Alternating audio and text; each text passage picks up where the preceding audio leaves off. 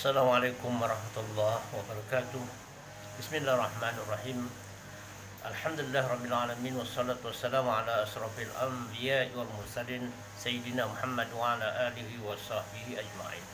Tuan-tuan, para penonton yang dikasihi dan dimuliakan Allah Subhanahu wa taala. Alhamdulillah. Marilah kita sama-sama bersyukur kepada Allah Subhanahu wa taala yang telah banyak mengurniakan nikmat dan pemberian kepada kita. Justru itu antara tanggungjawab kita apabila telah memiliki nikmat yang Allah kurniakan, yaitu dengan bersyukur dan berterima kasih kepada-Nya. Dalam Al-Quran ditegaskan oleh Allah Subhanahu wa taala, sekiranya kamu bersyukur, nescaya akan aku tambah nikmatku kepada kamu. Dan sekiranya kamu kufur, ketahuilah bahwa azab teramat pedih.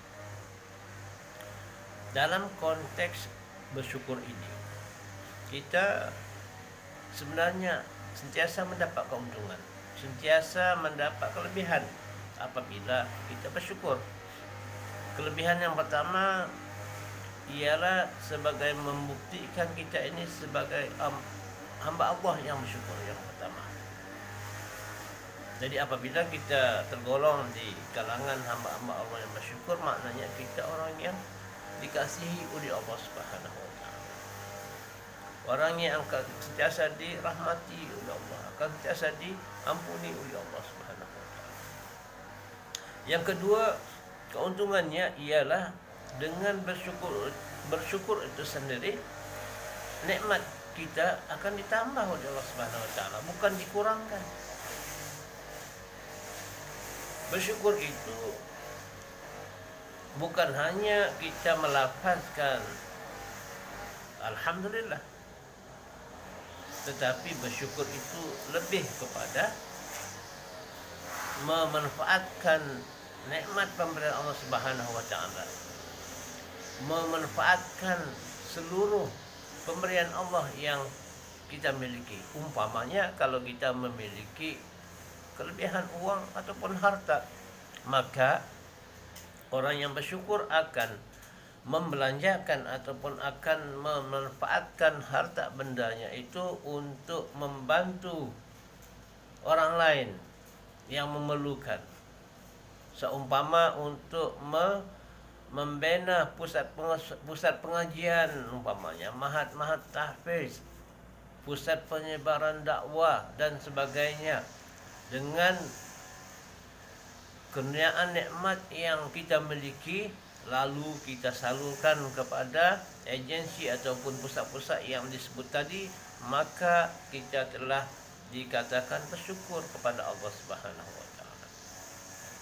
Dan yang ketiga, dengan tidak menggunakan nikmat pemberian Allah Subhanahu wa taala itu ke arah yang bertentangan dengan ajaran agama.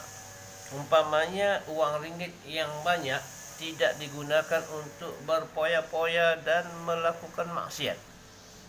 Sekiranya kita mampu menahan diri ataupun menggunakan nikmat itu untuk melakukan perkara-perkara yang bertentangan dengan agama kehendak Tuhan, maknanya kita telah bersyukur, yaitu kita menggunakan nikmat itu untuk menuntut keredaan Allah Subhanahu wa taala, untuk mendapat ganjaran daripada Allah Subhanahu wa taala. Sebaliknya tidak digunakan untuk perkara yang boleh mengundangkan kemurkaan Allah Subhanahu wa taala, seperti bermain judi umpamanya, bermaksiat umpamanya.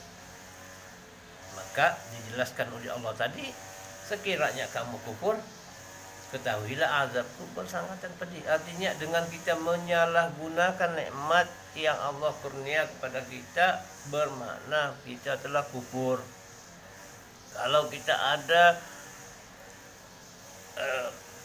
mata, umpama kita menggunakan mata itu untuk memandang perkara yang bertentangan dengan agama, bermakna kita telah kufur nikmat. Kita ada tangan, gunakan tangan itu untuk melakukan maksiat seperti mencuri, memukul orang, bermakna tangan itu telah menjadi kufur.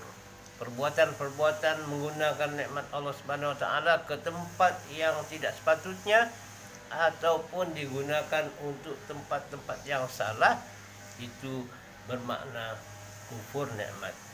Justru itu tuan-tuan, puan-puan, marilah kita bersama-sama untuk mensyukuri nikmat Allah Subhanahu wa taala yang Allah kurnia kepada kita. Sebelum ianya akan dipertanggungjawab, sebelum ianya akan dipersoal nanti oleh Allah Subhanahu wa taala. Bagaimana ditegaskan dalam Al-Qur'an, yaitu akan ditanya nanti apa yang telah kita lakukan setelah kita dibangkitkan daripada kubur ataupun di akhirat nanti.